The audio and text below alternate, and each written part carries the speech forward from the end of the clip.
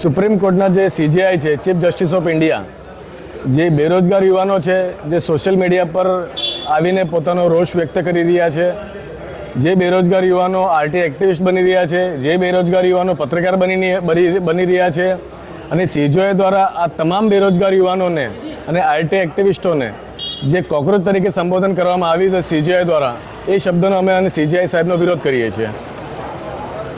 શા માટે વિરોધ કરો છો? ખુલ્લેઆમ ભ્રષ્ટાચાર ચાલુ છે. તંત્ર જવાબ નથી આપી રહ્યું.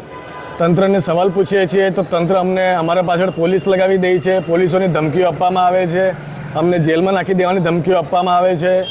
ભ્રષ્ટાચાર વધી ગયો છે, બેરોજગારીનું પ્રમાણ વધી ગયું છે. એ બાબતે આજરોજ અમે કલેક્ટર ઓફિસ આવ્યા છીએ. તો તમારી શું માંગ? અમારી માંગણી એ જ છે, તંત્ર સુધરવું જોઈએ, લોકોના પ્રશ્નોનું નિરાકરણ આવવું જોઈએ, ગેરકાયદેસર દારૂનો ધંધા બંધ થવા જોઈએ, અનાજ માફિયો ખુલ્લેઆમ અનાજ ચોરી કરી રહ્યા છે, એ બધી અનાજ માફિયાઓની ચોરીઓ બંધ થવી જોઈએ. અને સવાલ સરકારને છે અમને કે સરકાર અમારે બદલવી છે હવે.